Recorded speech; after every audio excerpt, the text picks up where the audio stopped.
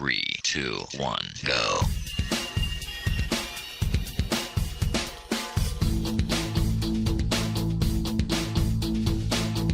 Enredando, la informática que se escucha.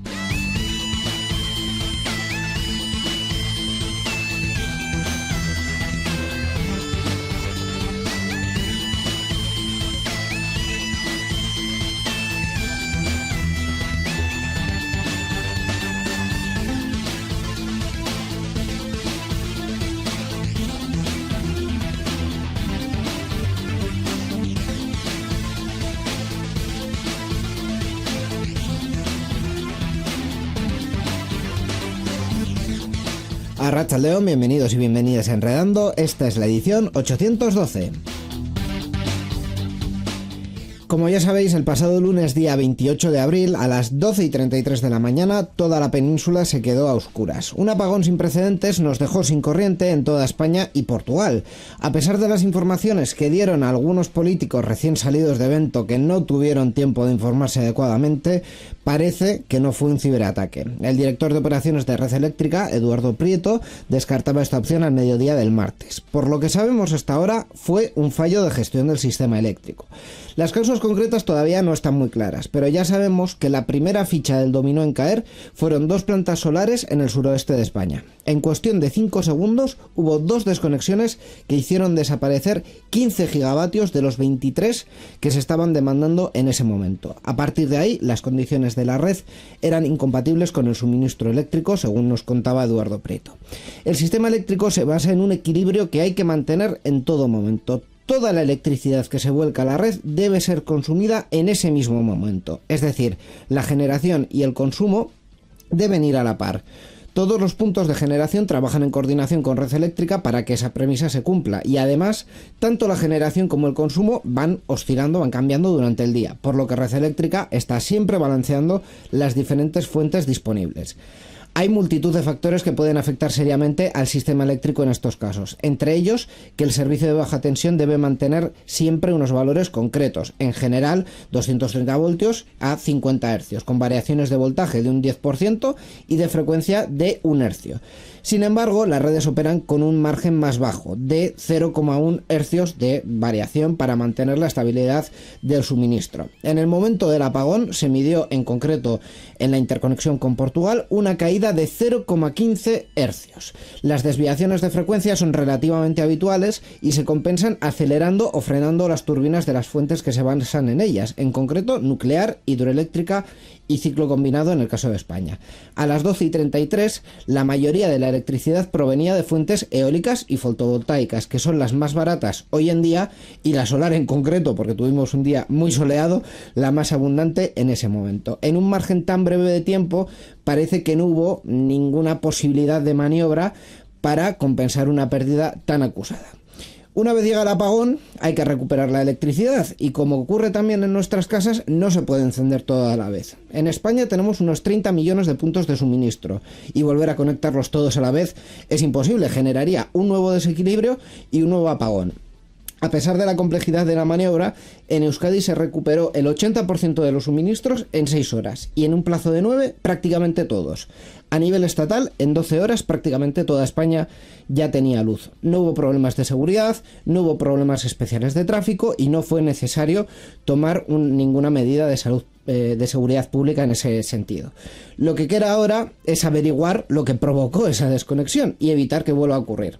Los riesgos de la red eléctrica son estudiados periódicamente y entre más de 100 que se documentaron en el último informe de sostenibilidad de la red de Red Eléctrica, está la predominancia de las fuentes solares en la producción en España, que no pueden adaptar la generación tan rápido como otras fuentes, pero como decimos es uno de más de 100.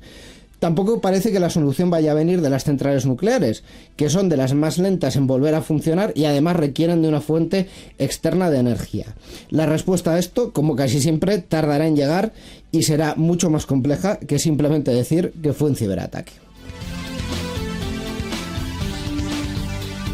Y efectivamente a nosotros también nos afectó, y en concreto, Miquel, vamos a contar uno de los secretos de la radio. Ese lunes, poco después, un par de horas después, teníamos programada una grabación de parte de lo que iba a ser este Enredando 812 y no pudimos hacerla. Entonces, pues como en otros muchos sitios, los planes se han tirado por la ventana prácticamente y estamos haciendo este especial, no sé si titularlo especial apagón o no. Especial apagón, sí. Tú me dirás, Miquel, arratsaldeón. Arratsaldeón y Josendino, pues nada, yo creo que sí, especial apagón es un buen título. Perfecto, pues así lo titularemos. Para hacer este especial, que ya os adelanto que vamos a comentar un poquito de las noticias tecnológicas en formato quizá un poco más distendido, pues contamos con uno de los de las voces estrella de esta cadena, por qué no decirlo, porque además tenía que trabajar en este 812 y le vamos a hacer que haga doblete. Gaizka Carmona, arratsaldeón. Arratsaldeón, vaya. Efectivamente, ¿no? Yo creo que ha sido un poco la movida de esta semana, movida para todo el mundo al final. También es cierto que nos ha dejado momentazos, que comentaremos luego. Bueno, nos ha dejado momentazos. Ha habido de todo. Y también, como no, para comentar la actualidad tecnológica, nos ha hecho el grandísimo favor de volver, porque ya estuvo el otro día grabando la sección de noticias, Iñaki Lázaro, arratsaldeón. Arratsaldeón, bueno, ha sido un paseo ya con luz y todo eso, o sea que, bueno, todo agradable. Pero no vamos a grabar a oscuras. No. Especial apagón y... Mejor no. Nosotros no somos la revuelta y preferimos hacerlo con luz, por lo que sea. Os iba a preguntar, más allá de todo el ruido que ha habido en torno al apagón y de toda la desinformación que hubo y la complejidad para informarse, ¿cómo pudisteis apañaros vosotros en ese momento? ¿Qué es lo que notasteis, qué visteis? Porque la verdad que visto lo que en esta breve introducción comentábamos lo de la seguridad, visto que aquí no ha pasado nada, es decir, ha habido sitios que más o menos en 12, 13, 14 horas han tenido luz y no ha habido saqueos, robos, no ha habido nada de esto. Quizá la imagen que tiene cierta gente está como muy distorsionada. ¿Vosotros qué visteis en ese momento? Oye, en mi caso, a mí me pilló dando una formación en componentes de microinformática. Entonces, lo primero que pensó es, alguien ha ajustado mal la fuente de alimentación y ha habido un cortocircuito. Entonces, primero verifiqué que no era nada de la clase. A continuación, en el centro de formación, verifiqué que estaba en sin luz en todo el lugar. Salimos fuera, en todo Baracaldo, que es donde estaba en sin luz. Y luego ya fueron llegando todas las noticias confusas de que un alumno de Uruguay no tenían en Uruguay luz, ya eran cosas un poco ya bastante inconsistentes, ¿no? Pero bueno, la verdad es que la situación era un tanto confusa y en mi caso concreto, pues bueno, tenía que volver ya a las 2:30 a Bilbao y la realidad es que no había ni metro, ni tren y los autobuses que pasaban estaban totalmente colapsados y llenos. Entonces, bueno, yo lo llevé de la mejor manera posible, hacía buen tiempo, me puse a caminar. Empecé por Baracaldo, conocer barrios Gorostiza, un nuevo parque que han abierto por ahí. Sí. Llegué a Zorroza, donde ya la primera línea 18, que tenía que ir a Deusto, pude montar en el autobús y ya llegué al destino pues a las 3:30, 4, y vamos, iba mirando noticias y demás según se recuperaba también la conexión con el móvil, porque cayeron las líneas GSM también, pues el 5G, 4G y, bueno, limitado a 3G, según en qué conexiones. Y bueno, pues poco a poco en Bilbao creo que la normalidad llegó un poquito antes que a Baracaldo y a otras regiones, incluso dentro de Baracaldo por la tarde en Deusto estaban sin luz, en cambio en los barrios del sur estaban con luz. Permitirme un chiste fácil, y es que a nosotros nos afectó el metro, porque como en los barrios del sur no hay metro, evidentemente he visto también algún chiste de estos, que los memes ha habido por doquier, ¿no? Que la alta velocidad de Euskadi tampoco le ha afectado, ¿no? No, claro, tampoco le ha afectado. Ese meme lo he visto yo. Sí, entonces bueno, pues ni el metro en los barrios del sur de Bilbao, sea Recalde, Miribilla y demás, San Adrián, etcétera. Y ya digo, pues con bastante normalidad dentro de lo que comentaba Íñigo, de que es un suceso pues totalmente extraordinario. Y dio la casualidad también de que el servicio de aviso de emergencias, el VOST, sí. El VOST con X, el VOST, sí. Había advertido el domingo de que en caso de que hubiera algún tipo de incidencia eléctrica, pues las medidas que había que tomar, ¿no? Sí, sí. Tuvieron ahí una visión Pero más que Merkel en el gobierno europeo. En Vox Euskadi fueron visionarios porque dijeron, bueno, vamos a... Obviamente nadie sabía nada de que iba a pasar nada de esto, pero sí que es cierto que hay veces que, sobre todo Vox, también Protección Civil, el 112 y otros organismos se han adaptado muy bien a la comunicación por redes sociales, y estos avisos parece que nunca son necesarios porque, claro, ¿cómo va a pasar esto? ¿quién se imagina que nos vamos a quedar sin electricidad en prácticamente toda España? Pues pasó y fue pues una coincidencia, pero oye, si hubo alguien que con esa recomendación pudo por lo menos tener alguna herramienta más, pues estupendo.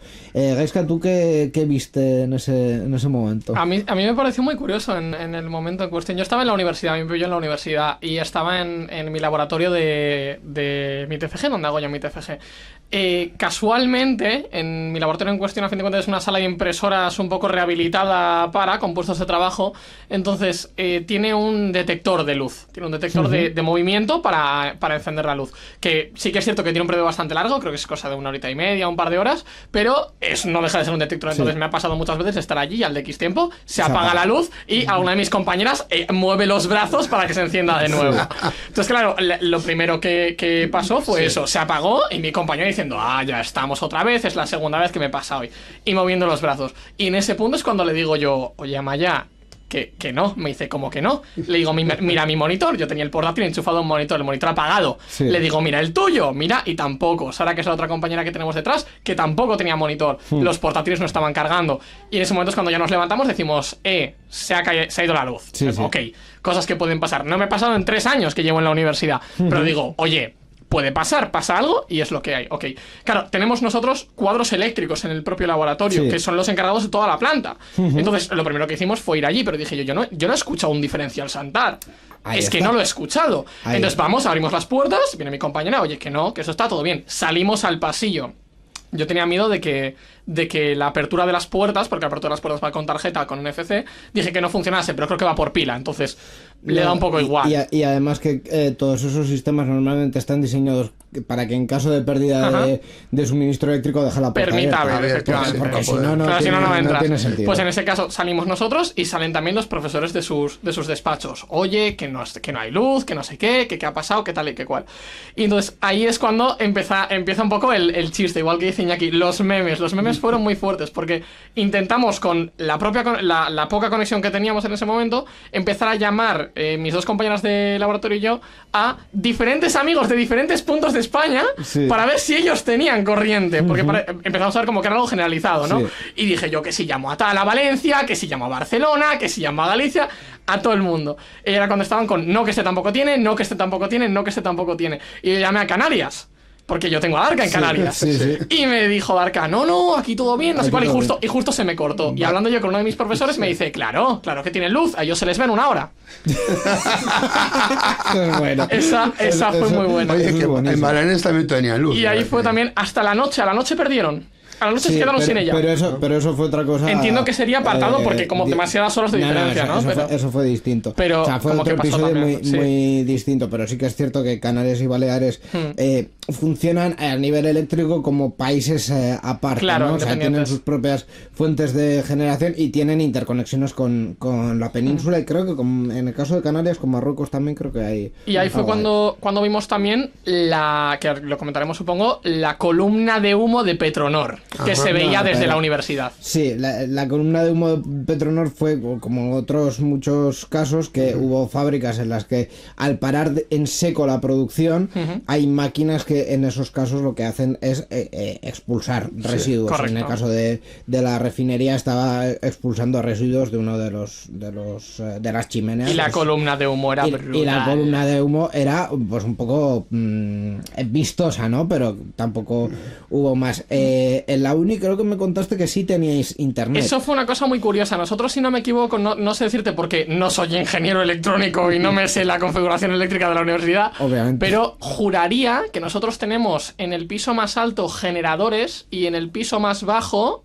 baterías. Sí. Entonces, nosotros a la hora se fue la luz y ahí nos quedamos pues nuestros 30 segundos, 1 minuto, 2 minutos sin luz y volvieron a medias. Volvieron la mitad de los fluorescentes, que creo que no son fluorescentes, yo creo que son LEDs, pero de la luz del techo volvieron la mitad. Los ascensores seguían todos en funcionamiento. Las puertas mecánicas de la uni, eso, no me sale la palabra. El cierre, joder. Persianas. Las persianas metálicas seguían en funcionamiento también, se podían modificar a gusto. Y lo más interesante de todo es que seguíamos con red. Era posiblemente el único punto en 3 kilómetros a la redonda en el que había red. Bueno, justo en la universidad en la que estás tú, al lado tienes ITV, he de informarte que no. En ITV también tenía, vale. Y encima en Hacienda tampoco. Bueno, o sea, pero sí que es tipo... cierto que es curioso porque mi hermana, que estaba en Leyo en ese momento, me dijo que allí se fue el internet. En este tipo de infraestructuras lo más habitual es que haya, como dices, generadores y baterías como respaldo. Las baterías suelen evitar que equipos muy críticos pasen por el cero. De hecho, hablábamos de ITV. En el caso de ITV no hubo corte de emisión en ningún momento. Y luego entran los generadores y ahí hay como 3 tipos de priorización. Las que van con baterías que tienen que estar siempre encendidas, lo que funciona con la corriente normal y con generadores pero no con las baterías. Iluminación, por ejemplo, es un tema muy vistoso en la televisión, que se quedan los presentadores en negro y luego vuelve, ¿no? La iluminación sí funciona con los generadores pero no con las baterías, y luego lo que no es crítico pues no funciona con nada de esto porque no tiene sentido, ¿no? Entonces también hubo otra parte de decir, bueno, las infraestructuras críticas todas tienen planes de contingencia para todas estas cuestiones. Hay dobles acometidas, hay baterías, hay generadores, hay de todo, y por suerte, bueno, por suerte no, porque se planifican las cosas y se planifican bien. En las cuestiones más críticas no hubo ninguna incidencia. Cierto es que se recuperó rápido y lo has mencionado tú antes, porque yo salí pues al poco de la universidad, porque tampoco tenía mucho más que hacer allí. Entonces sí que salí al poco de la universidad. Recogí a la mujer misteriosa porque vive en Algorta y dime tú cómo va. O sea, te quiero decir, tela.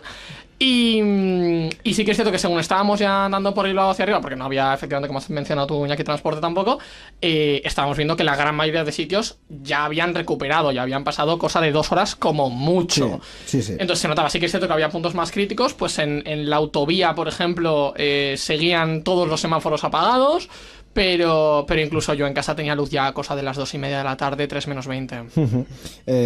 Mi anécdota, por cierto, que no voy a dejar de contarla, fue a escasos metros de este estudio, en una parada de autobús, una pareja joven diciendo, es que claro, si hoy te toca sacarte el carnet de conducir, hacer el examen del carnet de conducir, y no ese meme también lo he visto. Y no funcionan los semáforos, bueno, si no funcionan los semáforos, las normas de tráfico establecen otras prioridades, ¿no? Pero bueno, eso no suele ser. Fue muy gracioso también ver el cruce de San Mamés siendo una rotonda, porque tela. Claro, pero bueno, es que para eso están. Las pintadas del suelo no están de adorno, ¿eh?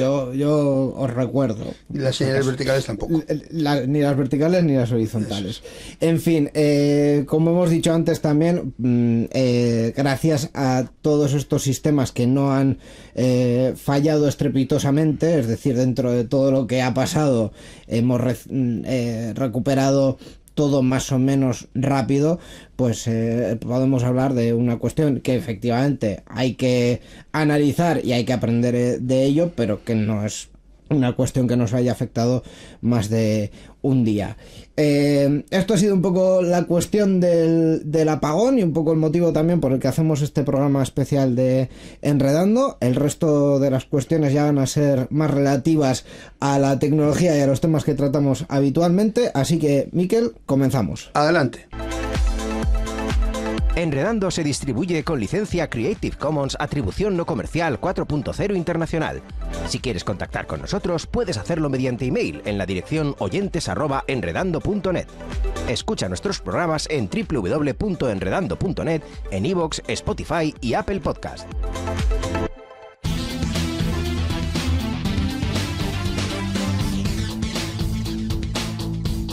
Enredando, la informática que se escucha.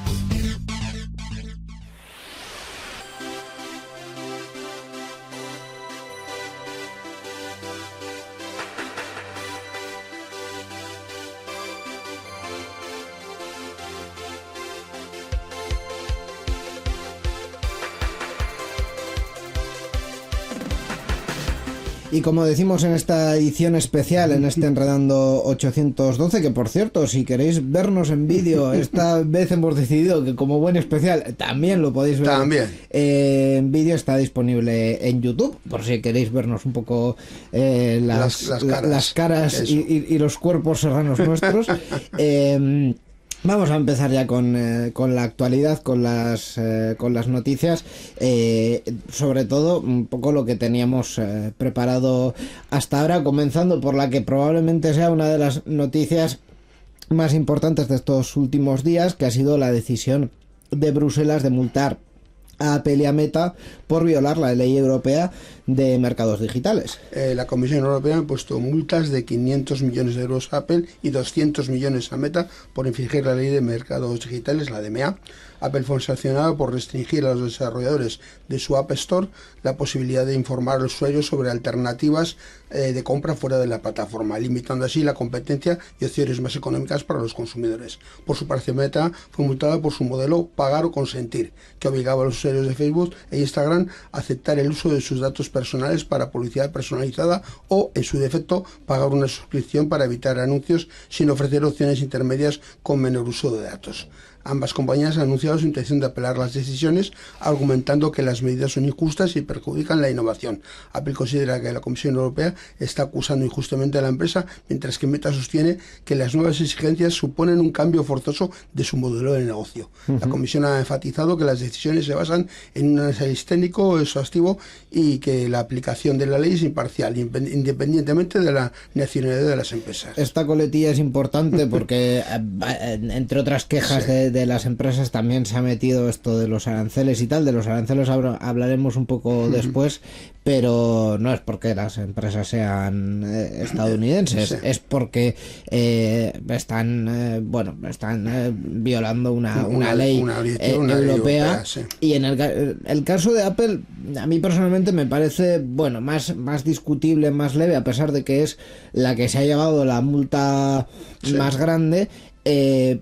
Pero lo de Meta es tremendo, es decir, un uso de datos abusivo que el usuario individual lo puede evitar pagando.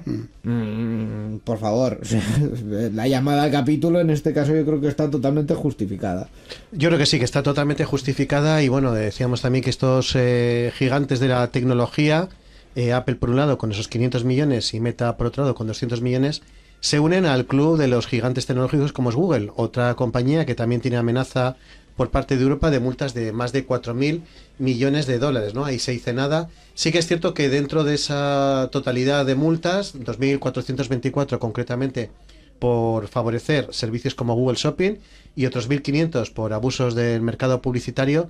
La parte de 1.500 parece que ha quedado anulada, pero las 2.400 millones están ahí, con lo cual, bueno, pues Google recurrirá y seguirá recurriendo, y veremos a ver en qué queda todo esto. Me imagino que Meta y Apple harán lo mismo, seguirán recurriendo o digamos que se quejarán de alguna manera, y lo que posiblemente suceda es que, bueno, pues que estas compañías se reúnan con diferentes agentes de la Comisión Europea, actúen un poco como de lobby, ¿no? Como influyentes, y al menos les rebajen esa cuantía, ¿no? Es un poco lo que se espera en los próximos días, pero sí que refleja una cantidad bastante importante, y bueno, una manera de operar que en Estados Unidos parece que sí que es legal, pero aquí en Europa pues choca contra la ley de consumo y contra lo que puede ser pues ley de libre competencia, ¿no? Es un poco la idea. Sí, que al final también es un poco la cuestión de la ley de mercados digitales, que es proteger al consumidor europeo, y que muchas veces, como decías Iñaki, choca con la forma de hacer de las empresas estadounidenses en concreto, porque bueno, están acostumbradas a que en Estados Unidos pueden hacer prácticamente de todo sin prácticamente ningún tipo de límite. Y yo te diría que por suerte en Europa eso no es posible, por suerte. Yo sí que es cierto que el tema de Apple que hemos mencionado me recuerda allá por hace 5 años, cuando Epic Games y su tienda online también, que hubo tela. No sé cómo quedó aquello al final, no recuerdo cómo quedó aquello, pero te diría que a fin de cuentas es un poco el follow-up, ¿no? Uno del otro. Sí, de hecho en el caso de Epic fue uno de los desencadenantes de que ahora mismo en los iPhones se puedan instalar stores alternativas, que de hecho las stores alternativas curiosamente a los usuarios no les están interesando, es decir, la tasa de implantación de la store alternativa principal, que se llama Alt Store, valga la redundancia, es muy baja, y parece que ahí los usuarios no están actuando hacia ese movimiento, ¿no? Entonces la parte de que Apple restrinja a los desarrolladores la posibilidad de informar a los usuarios sobre alternativas de compra fuera de su store, entiendo que por eso lo del importe, ¿no? Entiendo que sí, según lo escrito va contra la ley de mercados digitales, pero la realidad es que si a nadie le interesa ir a otros mercados a comprar aplicaciones o comprar servicios de esas aplicaciones, la afección real para el consumidor es mucho menor, ¿no? Pero bueno, eso es lo mismo que la Fórmula 1, se sanciona por la gravedad de la infracción, no por sus consecuencias. Por otra parte, en el caso de Meta, no sé también si tendrá algo que ver este tema con eso que ha pasado últimamente, de que tenías que hacer opt-out de que se usasen tus datos para entrenar una inteligencia artificial. No, eso es derivado de la propia ley de mercados digitales y de otras regulaciones que se están poniendo en marcha sobre inteligencia artificial, que al final es todo lo mismo, el uso de los datos para los fines legítimos y que el usuario haya aceptado, o para otras cosas distintas, y en ese caso ahí es cuando cambian los términos y condiciones de uso. En ese caso el usuario sí que tiene que aprobar que se van a usar sus datos para cosas que no tienen nada que ver con el uso del consumidor, del servicio, del usuario, de la plataforma, sobre la plataforma que está utilizando, ¿no? O sea, al no tener esa asociación directa es por la parte por la que hace falta que el usuario acepte, y en muchos casos además también se ve un poco de revuelo y muchas personas diciendo, oye, haz esto para que Meta no pueda usar tus datos, que también está bien, no porque incentivemos a las personas a que tomen una decisión u otra, sino a que tomen una decisión, porque he leído y acepto los términos del servicio, está muy bien. Nadie se los lee, vamos a ser honestos, nadie se los lee, las cosas como son. Pero sí que es cierto que me hace mucha gracia llamarle ir en contra de la innovación a no usar los datos de tus usuarios para cosas para las que no tendrías que usarlos. La parte más grave, yo creo que es más bien la parte de Meta diciendo que lo del modelo de negocio. Sí, que las nuevas exigencias suponen un cambio forzoso de su modelo de negocio. Si tu modelo de negocio es utilizar de forma abusiva los datos de sus usuarios, apaga y vámonos, ¿no? Sí. Es un modelo de negocio que, curiosamente, pues eso, decimos que choca rotundamente con las leyes europeas, afortunadamente, creo yo. Y mira, a raíz de lo que comentabas, Gaiska, de Epic, he consultado que en el caso de Epic Games, ¿no? Digamos, la compañía creada de Fortnite, llegó a un acuerdo con el gobierno de Estados Unidos para pagar, vamos a decir, solo 520 millones de dólares, es decir, 491 millones de euros solo, 491 millones de euros tampoco es cantidad pequeña. Me quiere sonar que la sanción era bastante más alta. Era más, sí, han negociado y bueno, lo han conseguido bajar, no sabemos si Google hará algo parecido. Y luego el gobierno holandés después hizo una multa pues mucho más humilde, de 1,1 millones, o sea, un poquito más de 1 millón de euros, también relacionado con el Fortnite por prácticas comerciales desleales, ¿no? Lo que puede ser el que las niñas y niños pudieran acceder a la tienda y comprar sin control, ¿no?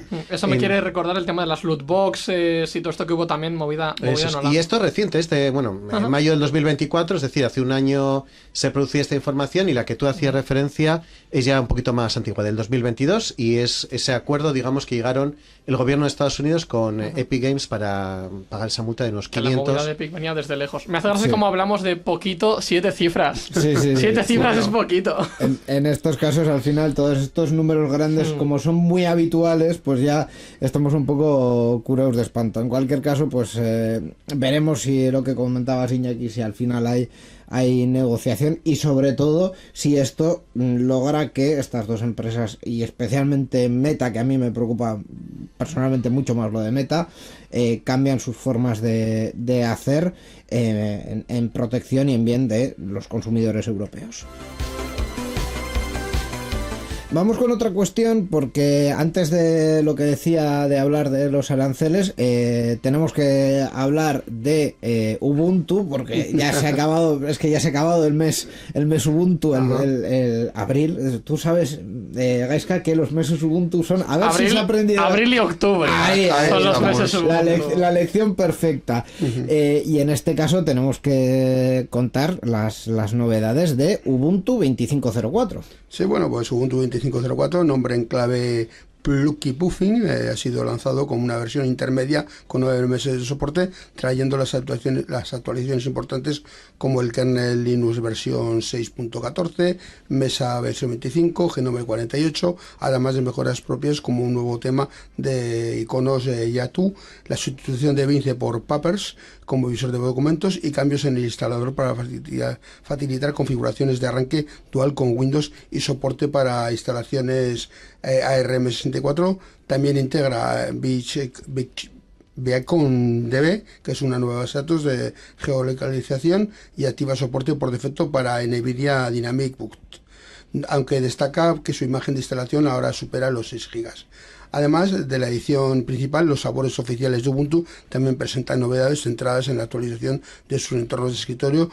Ubuntu incluye KDE Plasma 6.3 y KDE Gear 24.12. Ubuntu actualiza a XFCE 4.20. Ubuntu Bougie integra Bougie 10.9, Ubuntu Cinnamon incorpora Cinnamon 6.4 y Ubuntu Studio y Ubuntu continúan con KDE Plasma y Genome respectivamente, aunque para la mayoría siguen recomendándose Ubuntu 24.04 LTS. Esta nueva versión ofrece lo último para quienes buscan estar a la vanguardia. De hecho, voy a aprovechar para comentar una anécdota, que es que hace muy poco Miquel y yo estábamos buscando qué había pasado con Evince, porque Evince de repente nos estaba impidiendo ver un documento, y resulta que Evince, el lector de PDF de referencia desde hace muchos años, también para Windows, porque también estaba para Windows, lleva sin actualizarse años, muchísimos años, y de hecho por eso Ubuntu ha decidido sustituirlo por Papers, un lector de documentos que ya no está, que no está disponible en Windows, así que nos hemos quedado sin una alternativa libre para ver PDFs. Siempre nos quedará Firefox, eso sí, que con Firefox se pueden ver PDFs.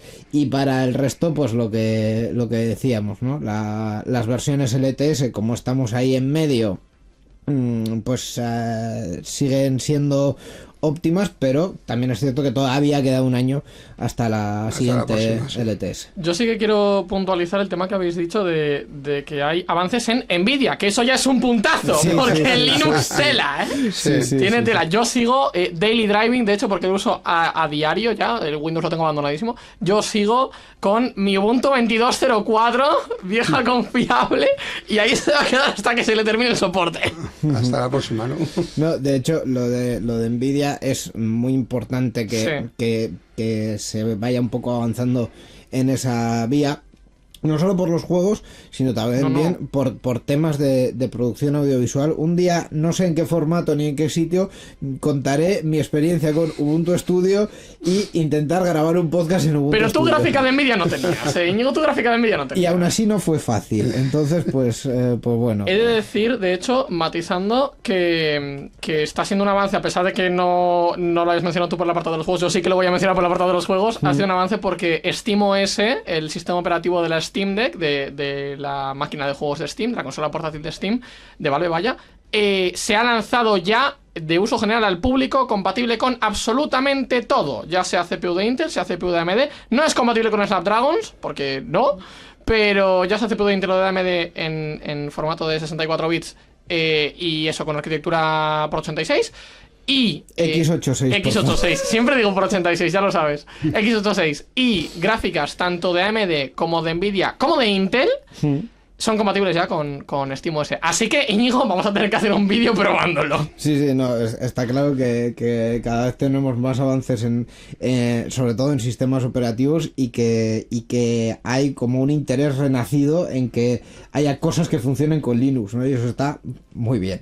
Sí, me estoy acordando también ahora de los compañeros de Reciclanet, ¿no? Que hacen esa reutilización de equipos, y ellos trabajan también con Ubuntu Mate 22, o sea que una versión también consolidada. Al final, bueno, no son equipos de ultimísima generación, como digo, son equipos reutilizados que de alguna manera pues le dan una segunda vida muy muy útil, pues gracias al soporte, ¿no? Concretamente la 22 creo que hasta junio del 2027, o sea que todavía queda 5 tiempo añitos de soporte tranquilo y digamos pues yo creo que fiable, ¿no? O sea que es un poco lo importante de esta noticia. Sí que ha habido también alguna información respecto a cambios en temas de licenciamiento y así que hacía Ubuntu, pero bueno, no sé si afectará a lo que es el conjunto de cierta parte de Ubuntu, alguna parte sí, hablado de ella también. Por eso. Contamos en el programa anterior, en concreto respecto a las utilidades del sistema, pero bueno, en principio parece que, aparte de que va a ser progresivo, creo que en esta versión todavía no las añadían, pero además de que va a ser para la siguiente, además de que va a ser progresivo, el cambio digamos que no afecta en especial tampoco a los usuarios, entonces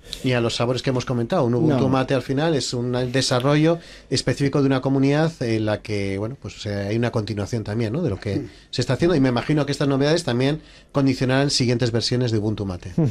Pues a pesar de que no hemos hecho sección de Linux como tal, esta noticia que ha sido sobre GNU Linux nos la ha traído como habitualmente el GLUB. El GLUB es la Asociación en Vizcaya de Usuarios de GNU Linux, que se dedica a promover el uso del software libre tanto en el ámbito público como en las empresas y usuarios particulares. Tenemos una página web que en este programa también la vamos a nombrar, y la dirección es www.glub.biz, glv.b latina z.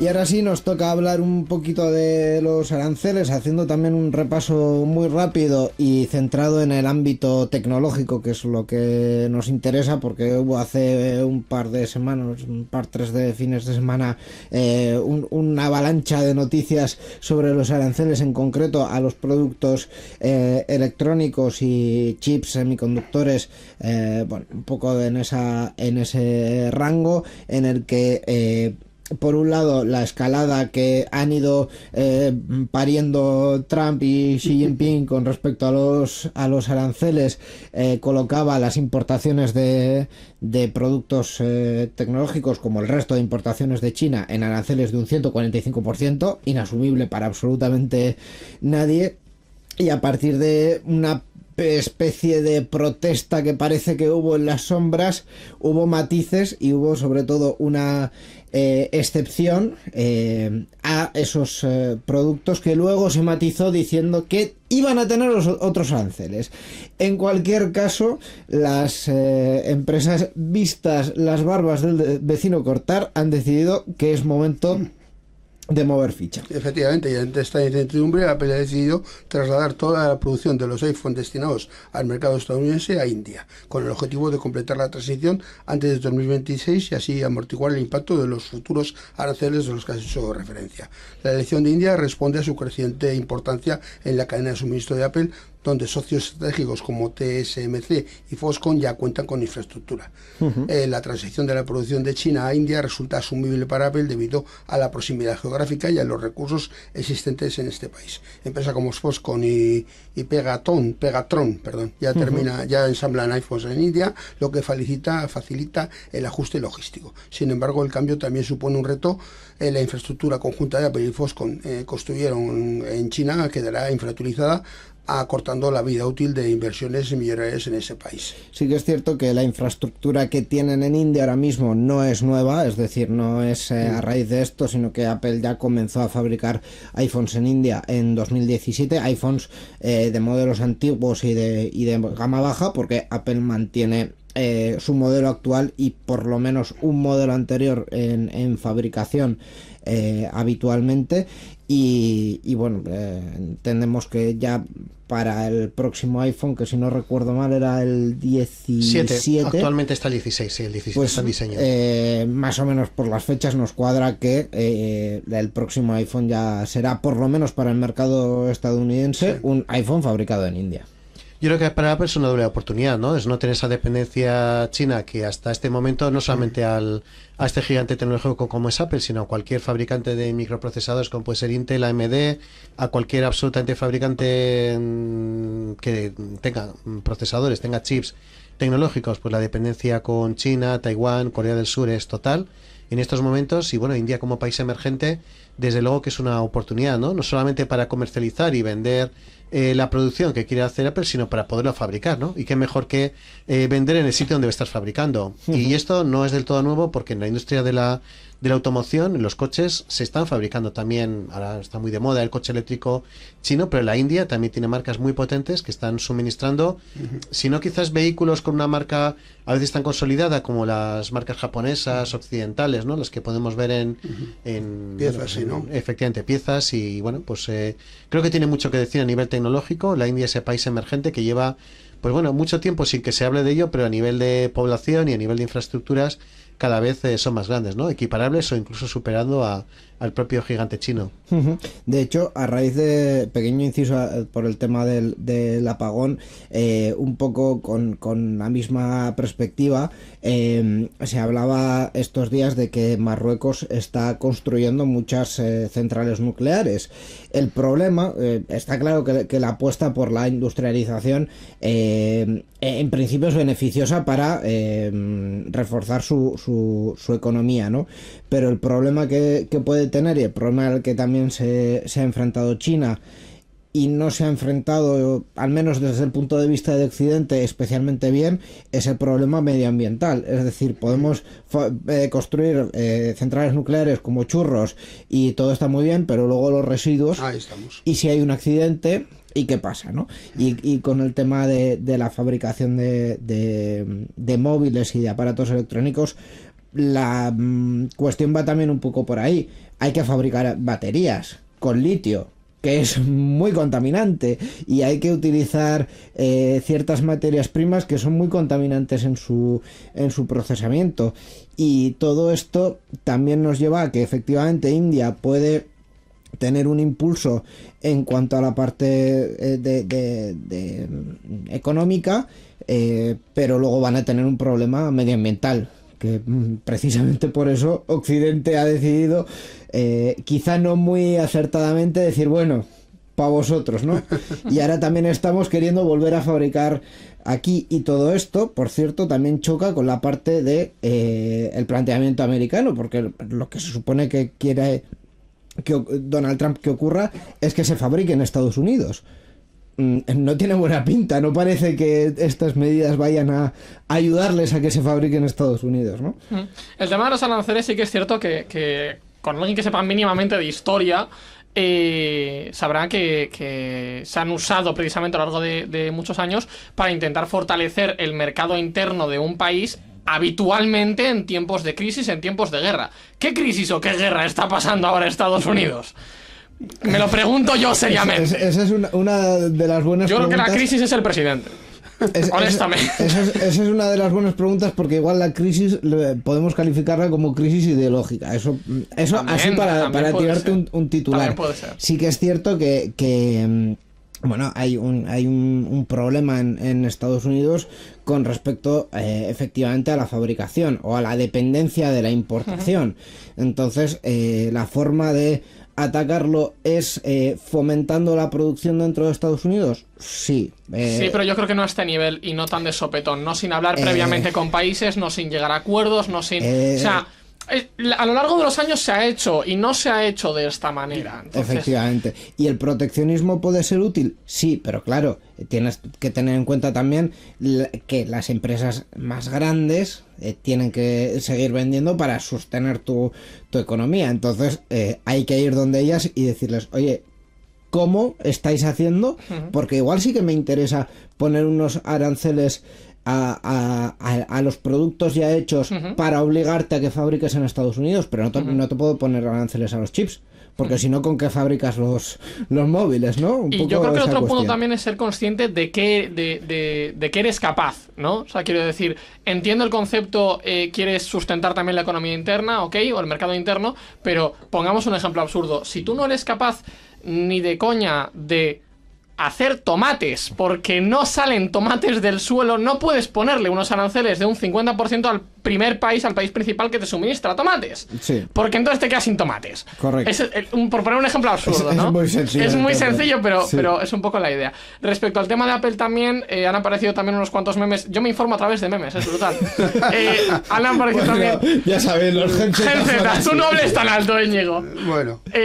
Sí que es cierto que han aparecido muchos memes y demás por la noticia de Apple llenando 3 cargo bobs para llevárselos a Estados Unidos de iPhones para tener supply para 3 meses. Y también Nvidia abriendo una planta en Estados Unidos para fabricación de gráficas, haciendo uso, al igual que Apple hace uso de TSMC en India, Nvidia haciendo uso de TSMC en Estados Unidos, que también tiene una planta. Entonces se diseña para eso. No sé si estará diseñado específicamente para suplir la demanda de Estados Unidos de manera única y exclusiva, o si también saldrá al resto de países. Supongo que dependerá de la capacidad y el tamaño de la propia planta, y depende, bueno, de sus planes de marketing también y de sus planes de negocio, porque eso es otro tema. No, sí que es cierto que es curioso, pero lo que hemos recibido nosotros, yo creo, como meros espectadores de esto, al menos en el rifirrafe que ha habido entre Estados Unidos y China, ha sido mi número es más grande, así que yo gano. Es lo que ha parecido, al menos, ¿no? Porque estaban de acuerdo. De hecho, recuerdo yo estar hablando con una compañera de clase, mencionándole un día en el metro que se había visto en las noticias que Trump había subido los aranceles de China, creo que había sido un 114%, y justo me comentó un señor que estaba a 3 metros de mí, no, ahora están en un 145. Digo, mira qué bien. Sí. O sea, yo vi de primera mano la información sobre la escalada de los aranceles, y es que era espectacular. O sea, como prácticamente a cada hora había una información nueva. Mi número es más grande, Íñigo, yo gano. Es que no tiene sentido. Y eso que hubo ahí un intento de decir, bueno, hasta aquí, ¿no? Pues no. Esa es gente a la que han votado, al menos en Estados Unidos, esa es gente a la que han votado, y se supone que es gente con 2 dedos de frente y que está dirigiendo un país. Voy a decir que se supone. Mucho supones tú. Se tiene que suponer. Creo que has dicho demasiadas cosas que se suponen muy rápido. Cierto. En cualquier caso, Apple se está preparando ante lo que, pues, en realidad no saben qué es lo que va a pasar. Enredando se distribuye con licencia Creative Commons Atribución No Comercial 4.0 Internacional. Si quieres contactar con nosotros, puedes hacerlo mediante email en la dirección oyentes@enredando.net. Escucha nuestros programas en www.enredando.net, en iVoox, Spotify y Apple Podcast.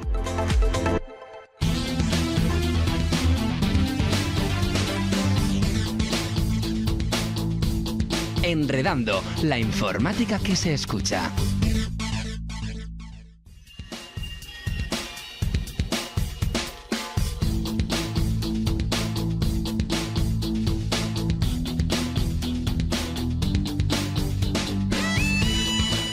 Pues ya hemos hecho, Miquel.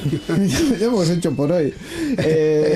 El especial apagón. El especial apagón. Podemos hacer un efecto ya para el final y apagar la luz. Voy. Espera. No, además, acabo de ser consciente de que durante todo el programa, todas las personas que nos vean en YouTube pueden ver todos los, aparte de las charlas que tenemos fuera de cámara, todos los trucos que hay para que... Los gestos, dices, que hacemos. Sí, sobre todo yo que os voy llevando a uno y otro por ahí y en fin, todo lo que hace que también la conversación fluya. Se me acaba de ocurrir, acabamos este vídeo con un fundido de negro y... Efectivamente, pero con un fundido de negro no sé si va a quedar muy bien, porque como hay luz de fuera, fundido de negro no sé. En los telediarios lo hacen, a mí no me mira. Sí. Solo nos falta el zoom out. Sí, efectivamente, no, nos faltan 3 cámaras, una grúa, una pantalla... Una burubero... Una pantalla de 12 metros de largo... Y básicamente un plató. Un plató, por lo que sea. Por lo que sea. Pero bueno. ¿Cuántas veces más grande es un plató que este estudio? Así, pues, aproximadamente. Pues mira, así a ojo, yo a este estudio le he hecho unos 3x5, 15 metros cuadrados, como mucho, que en realidad útil es menos, pues 10 veces más, por lo menos. Yo te voy a decir 20. No, 10 veces más, hazme caso. Que de algo sé. Te voy a hacer caso. Hazme caso. En fin, ¿os ha gustado el programa? Veo que os lo habéis pasado bien. Es interesante, sí. Una buena experiencia. Perfecto, pues vamos a terminarlo ya. Y vamos a terminarlo, como siempre, escuchando un track, una canción realizada por ordenador. En este caso vamos a escuchar Rap Master, del autor Zambutom, que se presentó en la Party GERP en 2025, en este año, de esto me acuerdo porque el año pasado lo tuve que buscar. En Skopje, en Suecia, una canción que suena así.